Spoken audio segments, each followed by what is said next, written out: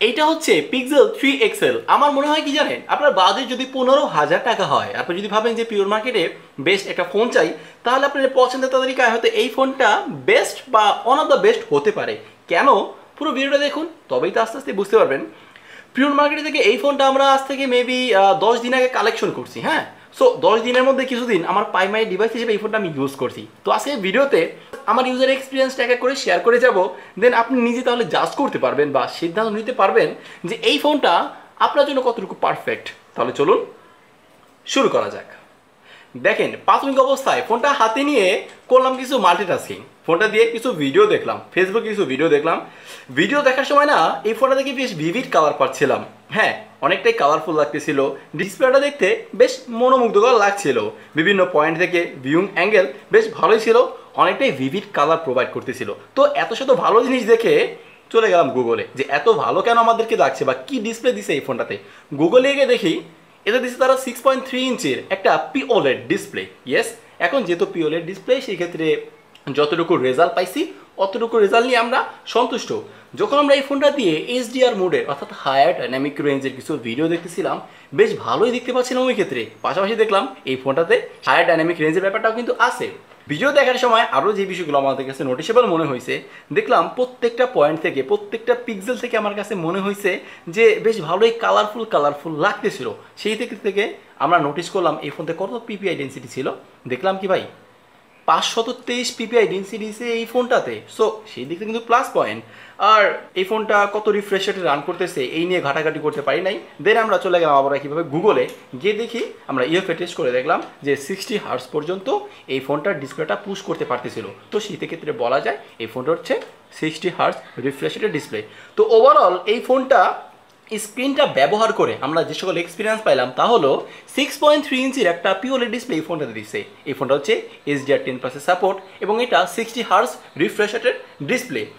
আর এটার PPI density হচ্ছে 523। তো সেই দিক থেকে বলবো হ্যাঁ, যেহেতু এত কিছুর কম্বাইন একটা প্যাকেজ এই ফোনটার ডিসপ্লেতে আছে, আরও পাশাপাশি এটা কিন্তু 2K একটা ডিসপ্লে।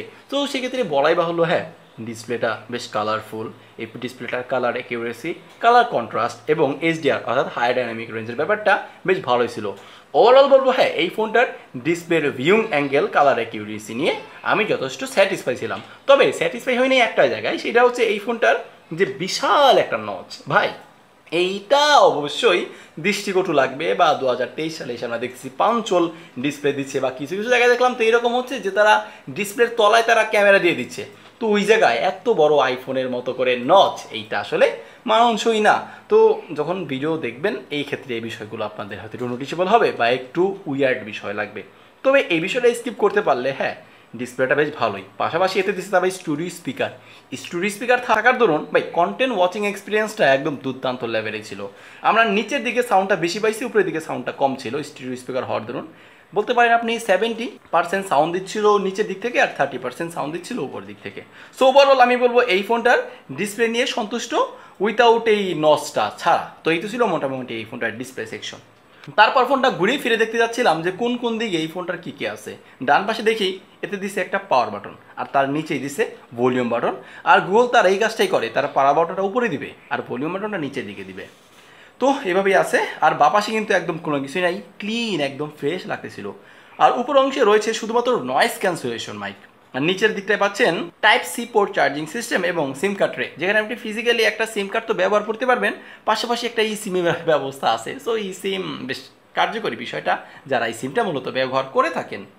সো এতক্ষণ পর্যন্ত সব কিছু আমার কাছে মোটামুটি ঠিকঠাক মনে হয়েছে। তারপর আমার কাছে প্রশ্ন আসছে যে 2023 সালে এসে এই ফোনটা কতটুকু উপযোগী বা কতটুকু মানানসই, বর্তমান সময়ে এসে এটা কতটুকু ব্যালেন্স করতে পারতেছে। এই জন্য চেক করলাম এই ফোনটার হার্ডওয়্যার সেকশনে বা পারফরমেন্স সেকশনে। অপারেটিং সিস্টেমে দেখলাম এই ফোনটা রান করতেছে অ্যান্ড্রয়েড ভার্সন 12-এ। সো বর্তমান সময় 13 চলতেছে, ওইখানে 12টা একটু আক্ষেপের জায়গা থাকে। বাট প্রাইস বিবেচনা করতে হবে, বেশ কয়েক বছর আগের ফোন, এই দিকটা কিন্তু নোটিশ রাখতে হবে। তারপর দেখলাম এই ফোনটার র্যাম হচ্ছে 4GB, স্টোরেজ 64 এবং 128, অর্থাৎ 464 4 128 দুইটা ভেরিয়েন্টের হয়। আমাদের হাতে যেটা আছে এটা হচ্ছে 464 ভেরিয়েন্ট। হ্যাঁ, আর স্টোরেজ টাইপ হচ্ছে UFS 2.1। এখন র্যাম ম্যানেজমেন্টের পারফরমেন্সটা ভাই আমি বলবো এই ক্ষেত্রে আমি যথেষ্ট স্যাটিসফাই আছি, তেমন কোনো কমপ্লেন নাই এই ফোনটা র্যাম ম্যানেজমেন্টের পারফরমেন্সের জায়গায়। App open time, close time, multitasking, multi consuming প্রত্যেকটা জিনিস আমার কাছে মোটামুটি ফার্স্ট অ্যান্ড অ্যাকুরেট লেগছে অ্যাজ এ প্রাইস আপনার 15,000 টাকা বা 15,000 টাকা প্রাইস বিবেচনা করলে ঠিকঠাকই বলা যায়। তারপর দেখলাম কি এই ফোনটার চিপসেট হিসেবে তারা দিছে হচ্ছে কলক্যামি স্ন্যাপড্রাগনের 845। হ্যাঁ, এই পর্যন্ত দেখে আমি রীতিমতো একটু স্যাটিসফাই ছিলাম, বাট যখন দেখলাম যে এইটা 10 ন্যানোমিটার ফেব্রিকেশনের তৈরি প্রসেসর, এইখানে একটু আমার একটু কমপ্লেনের জায়গাটা চলে আসে। তো সেক্ষেত্রে বলবো এই জন্য আমরা এই ফোনটা দিয়ে হেভি গেম রান করি নাই বা হেভি গেম রান করার চেষ্টা করি নাই, যেহেতু আপনার 10 ন্যানোমিটার ফেব্রিকেশনের তৈরি একটা প্রসেসর, তো অত প্রেশার দেওয়া যায় না এইসব প্রসেসরে। তবুও আমরা এই ফোনটা দিয়ে খেলেছি সাবওয়ে সারফেস, হিল চ্যাম্প বা ফ্রি ফায়ার, এই সকল গেম টুকিটাকি খেলা যায়, বা আপনি যদি ফ্রি সময়গুলোতে এইসব গেম টেম খেলে মোটামুটি অবসর সময়গুলো পার করতে পারবেন। বাট আপনি যদি ভাবেন যে আপনি পাবজির মতো স্ট্রং গেম খেলবেন বা আপনি একটু গেমিং সেশনে বেশি প্রাধান্য থাকে, তাহলে আমি বলবো ভাই you don't buy this phone বা you must avoid this phone. তো সেক্ষেত্রে কিন্তু রেফার করা যায় না, বাট টুকিটাকি গেমিং করার জন্য আমার মনে হয় দিস ইজ গুড এনাফ। এরপর যে কাজটা করেছি, পেছন দিকটাকে মোড় দিয়ে আমরা খেয়াল করলাম এই ফোনটার পিছনের দিকটা, দেখলাম এই পিছনে একটা ক্যামেরা আছে। ভাই বর্তমান সময় দেখলাম যেখানে 3টা 4টা 5টা 6টা পর্যন্ত তারা ক্যামেরা ইউজ করতেছে রে, আরে এখানে শুধুমাত্র একটা ক্যামেরা। তবে ভাই এই ফোনে একটা ক্যামেরা দিলেও এই ফোনের ক্যামেরার কার্যকারিতা বেশ ভালোই পাইছি আমরা। কেন? আপনাদের স্ক্রিনে কয়েকটা ছবি দেখাচ্ছি, আপনারা দেখুন ফটো কোয়ালিটি, কোনো অংশেই মনে হবে না যে আপনারা একটা এন্ট্রি লেভেলের বাজেটের কোনো ফোন দিয়ে ছবি তুলছেন। মোটামুটি বেশ ছবিগুলো অনেকটাই কালারফুল লাগতেছিল, ছবিগুলোর ডিটেলসগুলো বেশ ভালোই ছিল, অনেকটাই ওয়ার্ম টোনে আমাদেরকে ছবি দিছে। এই ফোনটার ফটো সেকশন নিয়ে, মেন ক্যামেরার ফটো সেকশন নিয়ে মোটামুটি স্যাটিসফাই। তারা 12 মেগাপিক্সেলের একটা মেন ক্যামেরাটা ব্যবহার করছে, যার অ্যাপারচার হচ্ছে 1.8। আমি বলবো এই ফোনটার ক্যামেরা সেকশন নিয়ে আমি মোটামুটি স্যাটিসফাই আছি। আবার পাশাপাশি দেখেন একটা ক্যামেরা দিয়েই তারা পোর্ট্রেট মোডেরও কিছু ছবি তোলার ব্যাপারটা রাখছে। সো পোর্ট্রেট মোডের একটা ছবি দেখাচ্ছি, আপনারা দেখুন ফটো কোয়ালিটি কেমন, দেখে হতাশ হবেন না আমার বিশ্বাস। তো মোটামুটি এই ফোনটার ক্যামেরা নিয়ে আমি স্যাটিসফাই আছি। এখন আপনারা কতটুকু স্যাটিসফাই হবেন সেটা জানি না, তবে এতটাও হতাশ কিন্তু হবেন না বলে আমার বিশ্বাস। আর সামনের দিকে ঘুরে দেখলাম কি ভাই, সামনে তারা 2টা ক্যামেরা দিছে। সো 2টা ক্যামেরা দিয়ে তো মোটামুটি অনেকটাই জায়গা খেয়ে দিছে। 2টাই হচ্ছে আবার 8 মেগাপিক্সেল, নর্মালি সেলফি শুটার সেটা 8 মেগাপিক্সেল, পাশাপাশি 8 মেগাপিক্সেল একটা আলট্রা ওয়াইড সেন্সর দিছে। সো যারা ফ্রেন্ড সার্কেল নিয়ে বিভিন্ন ছবি টবি ক্যাপচার করবেন, বেশ ওয়াইড অ্যাঙ্গেলেই সেলফিও কিন্তু ক্যাপচার করতে পারবেন এই ফোনটা দিয়ে। সো আপনাদেরকে সেলফি ক্যামেরার 2টাই রেজাল্ট দেখাচ্ছি, পাশাপাশি আলট্রা ওয়াইড বা মেইন সেলফি ক্যামেরা রেজাল্ট কতটুকু তফাৎ দেখে বুঝতেই পারবেন। আমি বলবো মোটামুটি যা দিছে এই ফোনটার ফটো সেকশন নিয়ে আমি স্যাটিসফাই। আর এই ফোনটার মেন ক্যামেরা দিয়ে রয়েছে 4K-তে ভিডিও রেকর্ড করার অপশন। এইটা মনে হয় আপনাদেরকে আউটডোরে গিয়ে দেখালেই বেটার হয়, তাই না? চলেন তাহলে দেখে আসি। এই মুহূর্তে আমরা ভিডিও করছি পিক্সেল 3 XL এই ফোনটার ব্যাক ক্যামেরা দিয়ে। আমরা ভিডিও করছি 4K-তে 30 fps-এ, কারণ হচ্ছে 4K-তে 30 fps-টাই ব্যাক ক্যামেরার ক্ষেত্রে বেস্ট অপশন। তো ভিডিও কোয়ালিটি কেমন হচ্ছে মোটামুটি দেখে তো বুঝতে পারতেছেন। পাশাপাশি আমরা এই ফোনটা দিয়ে যে তোমাদের নয়েজটাও ক্যাপচার করতেছি, কেমন কোয়ালিটিতে আমাদের নয়েজটা ক্যাপচার হচ্ছে মোটামুটি ধারণা কিন্তু পেয়ে যাচ্ছেন। তো এই ছিল মোটামুটি এই ফোনটার video quality, that's it. Yes, আমি বলবো এই ফোনটার ভিডিও কোয়ালিটি নিয়ে আমি মোটামুটি স্যাটিসফাই আছি, আমার তেমন কোনো কমপ্লেন নাই। আচ্ছা, এরপর আমার মাথার মধ্যে প্রশ্ন আসলো, এই ফোনটা দিয়ে কি আমরা একদিন পার করতে পারবো, বা এই ফোনটাতে কতটুকু ব্যাটারি দিছে এই ফোনটাকে পাওয়ার দেওয়ার জন্য বা আমাদের ডে টু ডে লাইফে নর্মাল ইউজ করার জন্য। দেখলাম কি এই ফোনটাতে ব্যবহার করছে 3430 মিলিঅ্যাম্পিয়ার ব্যাটারি। এই জন্য আমি এই ফোনটা ফুল চার্জ করে নিয়ে আমি চলে গিয়েছিলাম আমাদের কলেজে। হ্যাঁ, আমি মোটামুটি নর্মাল ইউজ করছি, ডে টু ডে লাইফের নর্মাল ইউজ যেভাবে মানুষ করে ওইভাবে ইউজ করছি, কথা বলছি, ভিডিও দেখছি, মাল্টি টাস্কিং করছি, মাল্টি কনজিউমিং করছি। দেখলাম দিন শেষে আমি যখন বাসায় আসি এই ফোনটাতে 27% চার্জ ছিল। হ্যাঁ, আপনি ঠিকই শুনেছেন, তখন বাজছিল সময় মনে হয় রাত 8টা 8:30টার মতো। তো আমরা যখন সারাদিন ফোনটা ইউজ করতেছিলাম, রাতে বাসায় এসেও দেখলাম যে এই ফোনটাতে যথেষ্ট চার্জ আছে। সেই ক্ষেত্রে আমি বলবো এই ফোনটার চার্জিং ব্যাকআপ নিয়ে আমি স্যাটিসফাই আছি।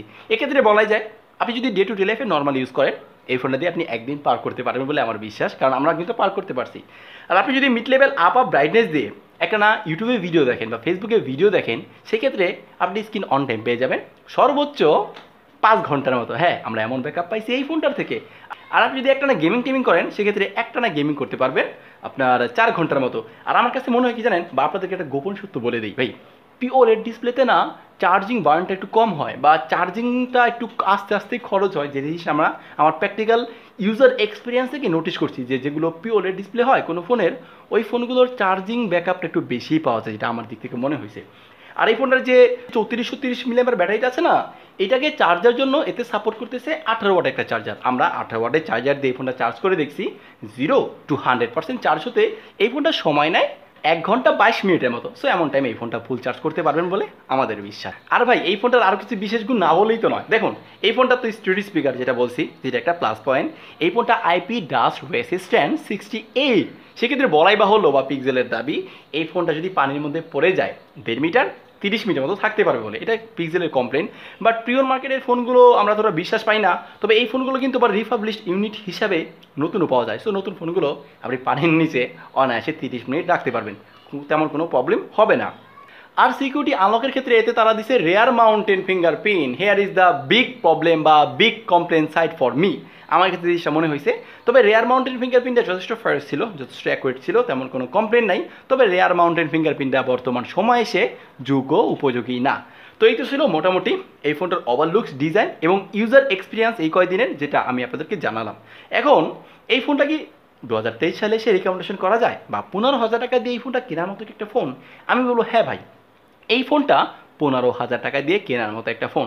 আমরা দেখছি এই ফোনটার যে পারফরমেন্সটা পাইছি, আমি টোটালি স্যাটিসফাই। ইয়েস, আমি টোটালি স্যাটিসফাই। যদি আপনি ডে টু ডে লাইফে নর্মাল ইউজ করেন, আপনি যদি গেমিং টেমিং না করে থাকেন, আমার মনে হয় এই ফোনটা দেখতে পারেন, আপনার পছন্দের তালিকায় ভালোই হবে, এতটাও খারাপ হবে না বলে আমার বিশ্বাস।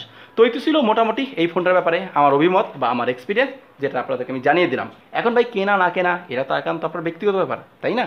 তো আজকে ভিডিও এই পর্যন্তই।